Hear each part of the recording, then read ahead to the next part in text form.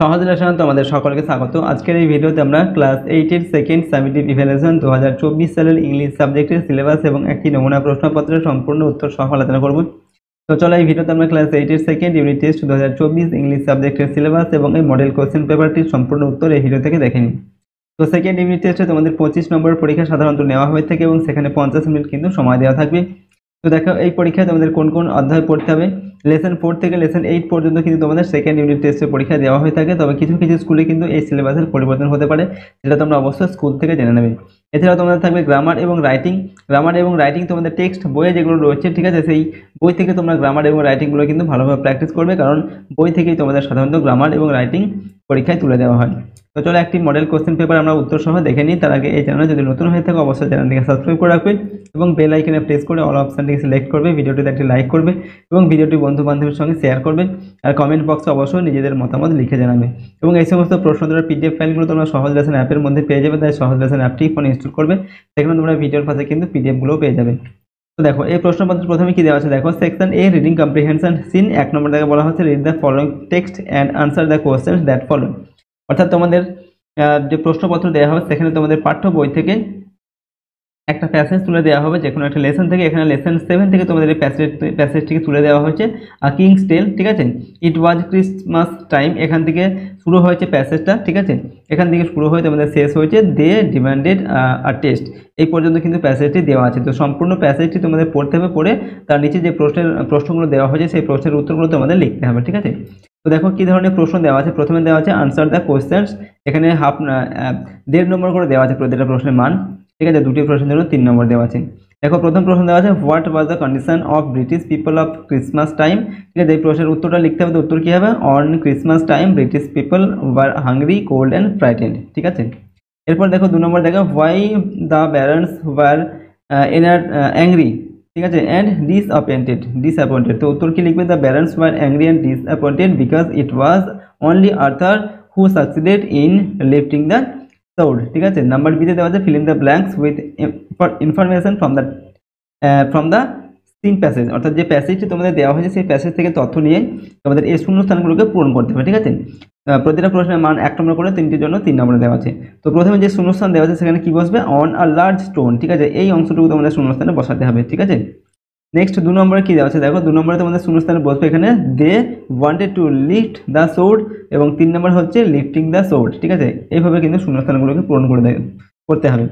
Next প্রশ্ন কি দেওয়া আছে, রিডিং কম্প্রিহেনশন আনসিন, এখানে একটি আনসিন প্যাসেজ তোমাদের দেওয়া আছে। এই আনসিন প্যাসেজটা পড়তে হবে, পড়ে তার নিচে যে প্রশ্ন রয়েছে প্রশ্নের উত্তরগুলো তোমাদের লিখতে হবে, ঠিক আছে।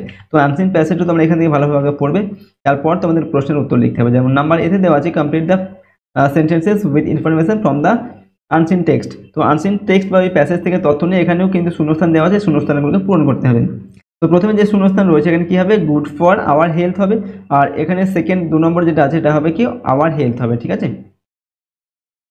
নেক্সট হচ্ছে এখানে নাম্বার 2, এটা 3 নম্বর হবে, ঠিক আছে। নাম্বার 3-এ এখানে তোমাদের এখান থেকে লিখতে হবে they contain sugar, chemical, preservatives, edible colour, unknown ingredients and highly pressurised carbon dioxide, ঠিক আছে।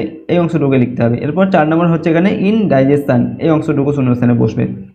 নেক্সট দেখো নাম্বার বিতে write T for true and F for false statement, F for false, ঠিক হলে টিক লিখতে হবে এবং ভুল হলে এফ লিখতে হবে, ঠিক আছে। 3টির জন্য 3 নম্বর দেওয়া আছে। তো এখানে 3টি প্রশ্নই কিন্তু এখানে আমাদের 3টির উত্তর কি এফ হবে, অর্থাৎ 3টি হচ্ছে ফলস, ঠিক আছে। 1 2 3 3টেই হচ্ছে এফ।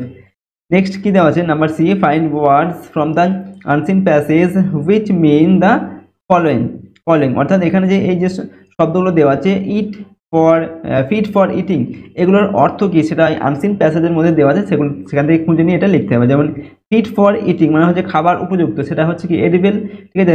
তারপর দেওয়া আছে রিলেটেড টু হার্ট, মানে হচ্ছে হার্ট মানে হৃৎপিণ্ডের সঙ্গে যেটা সম্পর্ক আর কি, সেটা হচ্ছে কার্ডিয়াক। এরপর স্টোর ফর ফিউচার ইউজেস, মানে ভবিষ্যতের জন্য স্টোর করে রাখা, সেটা হচ্ছে কি প্রেজারভেটিভ, ঠিক আছে। এভাবে এর অর্থগুলো এখানে লিখতে হবে।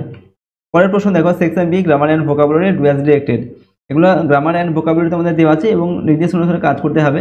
তো প্রথমে 1 নম্বরটাকে বলা হয় যে ন্যারেশন চেঞ্জ, এটাকে এই যে 1 নম্বর সেন্টেন্স দেওয়া আছে এই সেন্টেন্সটাকে ন্যারেশন চেঞ্জ করে লিখতে হবে। তো ন্যারেশন চেঞ্জটা কিন্তু এখানে করে দেওয়া আছে, ঠিক আছে, তোমরা কিন্তু দেখে নাও। নেক্সট প্রশ্ন দেখো নাম্বার 2, এখানে বলা হচ্ছে জয়েন বাই অ্যাডজেক্টিভ ক্লজ। এই যে এখানে দুটো সেন্টেন্স দেওয়া আছে, এই দুটো সেন্টেন্সকে অ্যাডজেক্টিভ ক্লজ দিয়ে এটাকে জয়েন করতে হবে, ঠিক আছে। তো অ্যাডজেক্টিভ ক্লজ এখানে কি হবে, হু হবে, অর্থাৎ এখানে যে ফুল স্টপ আছে এখানে এই জায়গায় কি হবে, হু হবে, ঠিক আছে, এবং হিটা কিন্তু উঠে যাবে, এখানে হুটা হবে। নাম্বার 3, এটা কি করতে বলা হচ্ছে, এখানে বলা হচ্ছে right correct form of of verb. তো এখানে যে ভার্বগুলো দেওয়া আছে সঠিক ভার্বের ফর্মটা এখানে লিখতে হবে, ঠিক আছে। তো এখানে কি হবে, রাইজিং হবে, রাইজিং সান, সানের আগে হবে রাইজিং সান মানে হচ্ছে উদীয়মান সূর্য আর কি। এরপর দেওয়া আছে সেকশন 3 রাইটিং স্কিল। নাম্বার 4 দেওয়া আছে develop the following outlines into a story, add a suitable title and a moral. ঠিক আছে, এখানে যে আউটলাইনগুলো দেওয়া আছে এগুলোর সাথে তোমাকে একটি গল্প লিখতে হবে এবং এই গল্পের একটি মরাল বা নীতি কথা লিখতে হবে। গল্পের মান দেওয়া আছে এখানে 6 নম্বর, ঠিক আছে, প্রশ্নের মান। তো প্রথমে তোমাদের এই যে আউটলাইনগুলো দেওয়া আছে এগুলোকে পড়তে হবে, তারপরে তোমাদের একটি গল্প লিখতে হবে। তো গল্পটা আমরা এখানে লিখেছি তোমরা, ওকে, তোমরা এখান থেকে দেখে নেবে।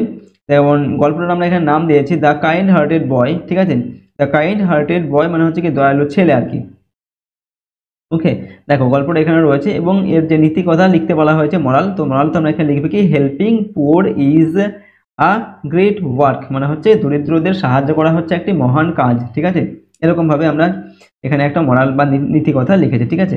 তো গল্পটা তোমরা এখানে দেখে নাও, তোমরা জাস্ট এখান থেকে পড়ে নিতে পারো, ঠিক আছে। তো এটা ছিল তোমাদের ক্লাস 8-এর সেকেন্ড ইউনিট টেস্টের ইংলিশ সাবজেক্টের একটি নমুনা প্রশ্নপত্র এবং এখানে আমরা সিলেবাস সহ আলোচনা করলাম। তো সমস্ত প্রশ্নগুলো ভালোভাবে তোমরা পড়বে এবং মুখস্থ করবে, আর লেসনগুলো যেগুলো রয়েছে সেই প্রত্যেকটা লেসন কিন্তু তোমাদের ভালোভাবে পড়তে হবে সেকেন্ড ইউনিট টেস্টের পরীক্ষার জন্য, ওকে। যদি এই চ্যানেল নতুন হয়ে থাকে অবশ্যই চ্যানেলটিকে সাবস্ক্রাইব করে রাখবে এবং বেল আইকনে প্রেস করে অল অপশনটিকে সিলেক্ট করবে। ভিডিওটিতে একটি লাইক করবে, ভিডিওটি বন্ধু বান্ধবের সঙ্গে শেয়ার করবে এবং কমেন্ট বক্সে নিজেদের মতামত অবশ্যই লিখে জানাবে, ওকে। আর এই সমস্ত প্রশ্নোত্তরের পিডিএফ ফাইলগুলো আমাদের সহজ লেসন অ্যাপের মধ্যে দেওয়া থাকবে, চাইলে তোমরা সেখান থেকে নিতে পারো, ঠিক আছে। তার জন্য অবশ্যই সহজ লেসন অ্যাপটিকে তোমরা ইনস্টল করবে ফোনে, এখানে ভিডিওর পাশে কিন্তু পিডিএফগুলো দেওয়া থাকবে। আজকে আমরা এই ভিডিওটিকে এখানে শেষ করছি। সম্পূর্ণ ভিডিওটি দেখার জন্য অসংখ্য ধন্যবাদ।